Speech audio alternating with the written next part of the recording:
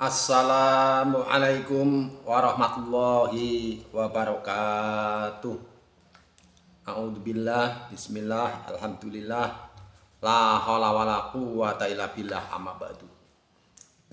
Salam jumpa teman-teman dengan channel kita Cakra Ismaya yang mengekspos benda-benda pusaka koleksi pribadi ya teman-teman, karya leluhur Nusantara yang patut kita uri-uri teman-teman, dan juga sekedar mengulas hal spiritual teman-teman. Mudah-mudahan panjenengan semua dalam keadaan sehat walafiat, tak kurang satu apa teman-teman ya, amin.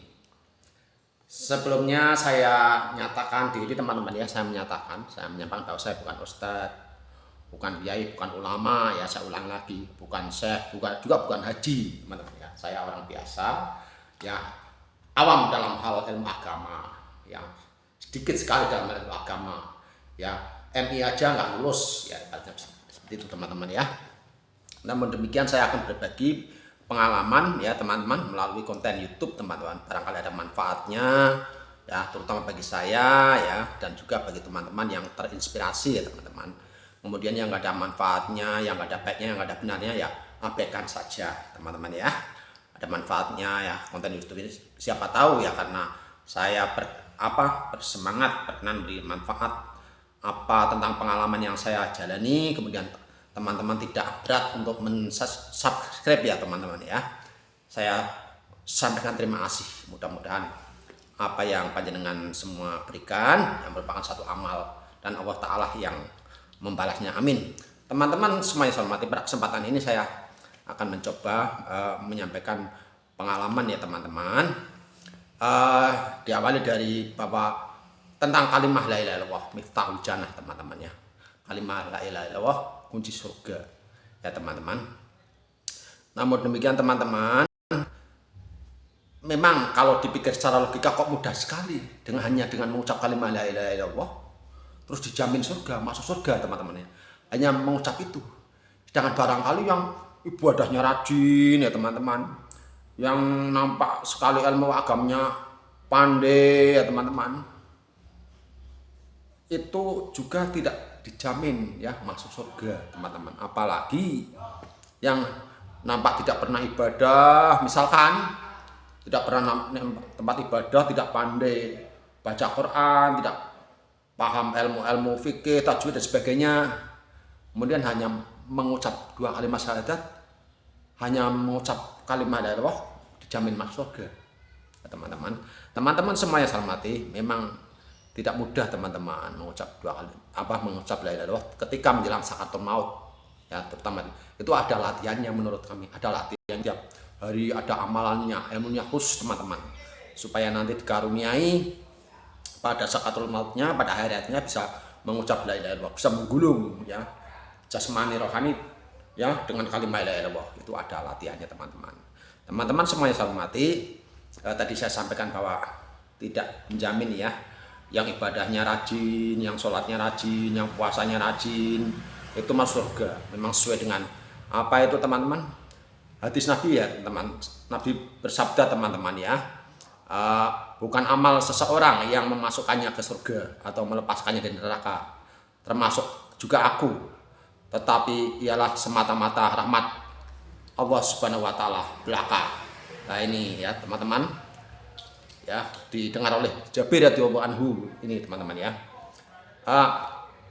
Dan kalau Allah berkehendak memberi rahmat teman-teman, memberi rahmat akan masuk surga, yang dilalah kersane ngalah kita lewat jalan siapa seorang yang dikenal, baik itu guru, baik itu mursyid, baik itu kiai, ulama, atau bahkan orang tua, bila kita akan mendapatkan ya amalan yang mana itu adalah untuk keselamatan ya, keselamatan utamanya keselamatan akhirat ya, dengan kalimat la ilaha illallah teman-teman.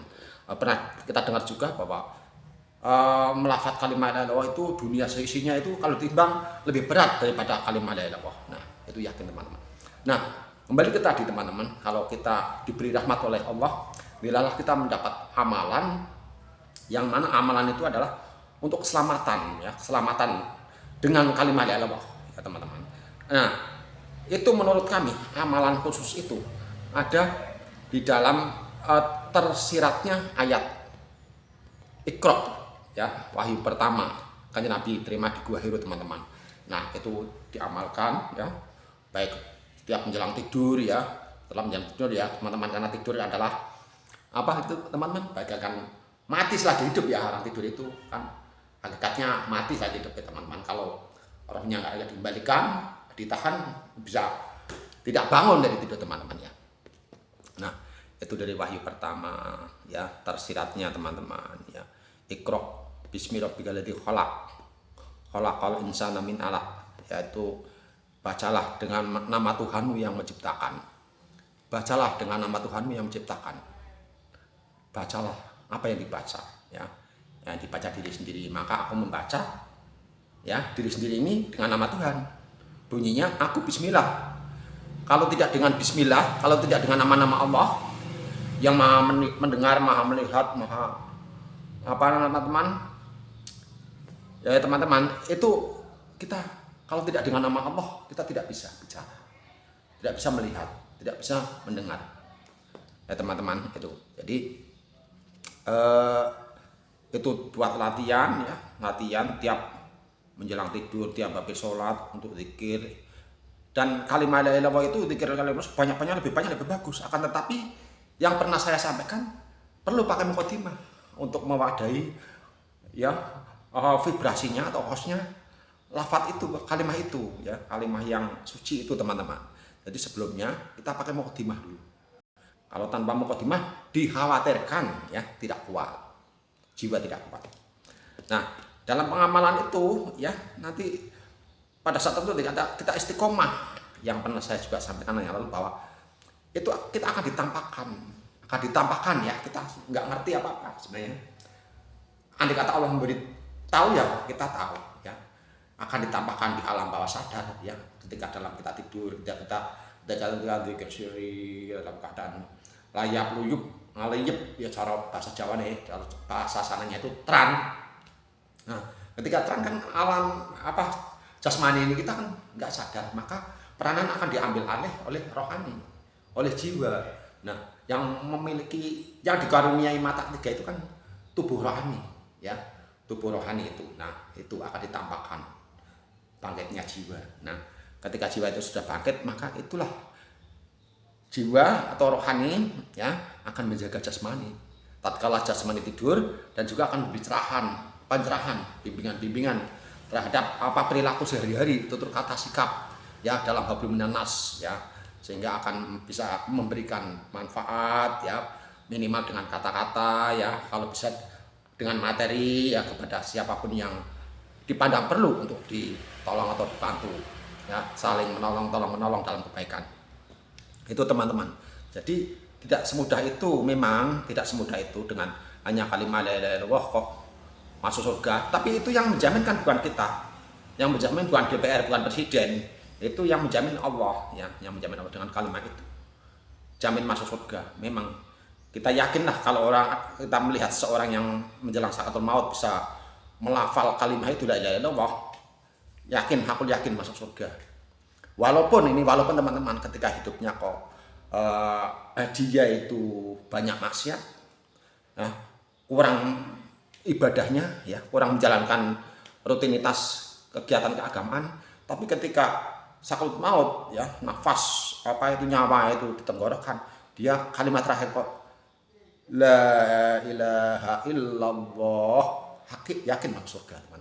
Aku yakin itu suatu karunia, rahmat, dan yang sangat besar itu kalau seseorang itu bisa mengucap itu, teman-teman. Begitupun sebaliknya, teman.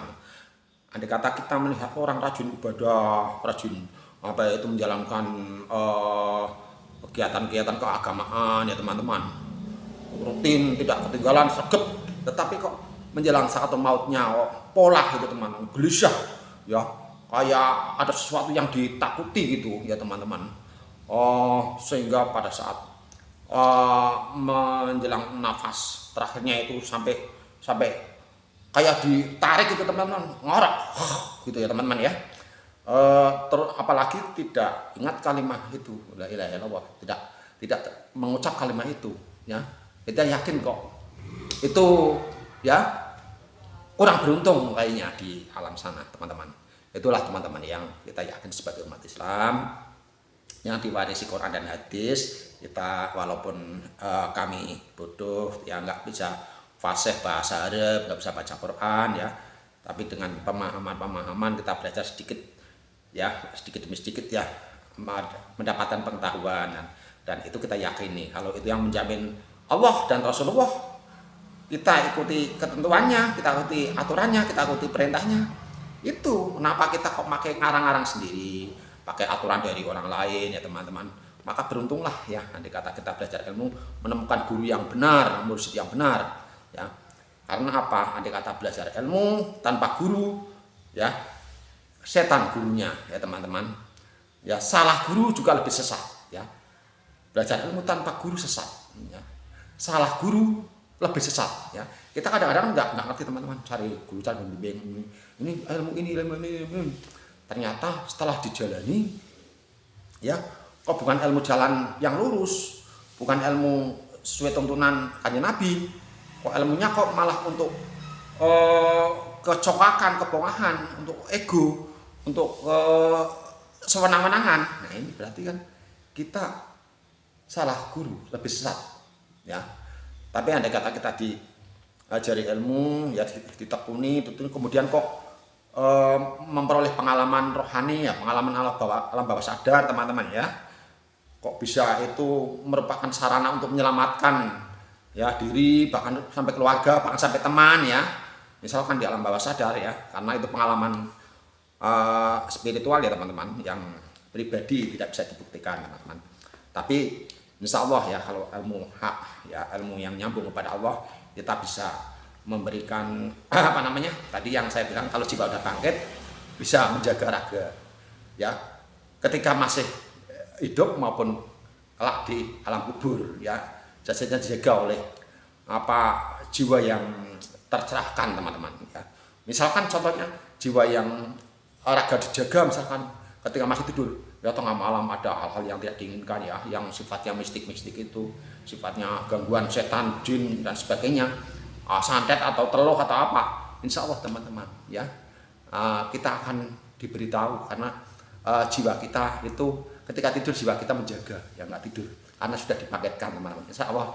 Nah kalau udah begitu, kita tahu teman itu jenisnya apa, dari siapa, tidak usah dibalas nanti apa secara apa keadilan Tuhan ya, itu akan kena sendiri. Begitu teman-teman ya, Miftahul Jannah la ilaha illallah. Jadi ada latihannya ya, zikirnya aja sehari lebih banyak lebih bagus ya. Ketika menjelang tidur ya, dibuka mukadimahnya ya. Aku bismillah ya, sebenarnya jadikan Allah Ta'ala daripada nur.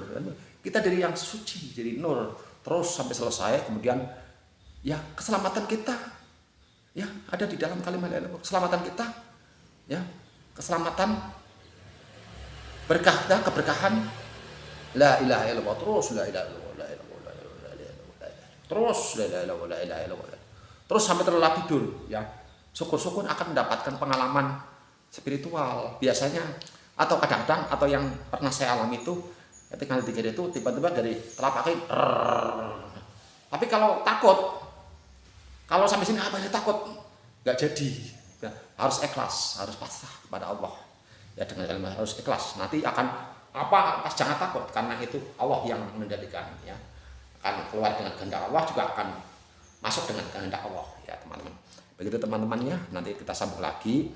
Kita harus yakin bahwa la ilaha illallah itu adalah apa itu ya teman-teman, tali pemersatu kita ya, tali penghubung kita dengan Allah Ta'ala dan dengan semua ciptaannya ya, satu. Begitu teman-teman, apabila ada tutur kata saya yang salah, yang tidak berkenan, saya mohon maaf, saya lagi belajar. Kalau ada koreksi-koreksi, monggo sampaikan di kolom komentar. Kalau ada yang kritik kemudian saya tanya ya sampai tuntas, jangan cuma mencela atau mencemooh, mengkritik kemudian saya tanya tinggal pergi, tidak ada kelanjutannya. Nah itu nanti akan membuat apa namanya, kesalahpahaman ya, kesalahpahaman akan membuat tanda tanya ya. Jadi mari kalau ada tanya jawab, kalau ada kritikan, kalau ada apa ya, kita sampai selesaikan sampai tuntas. Jangan mengkritik, mencemooh, kemudian tanyalah kepada orang yang pandai kepada guru, carilah guru. Nah, kan pati-pati mengkritik, pati-pati mencela, kan dia lebih tahu. Kalau lebih tahu, saya tanya harus memberitahu. Begitu logikanya teman-teman ya. Demikian, apabila ada tutur kata saya yang salah, saya mohon maaf. Wabillahi taufiq wal hidayah. Wassalamualaikum warahmatullahi wabarakatuh.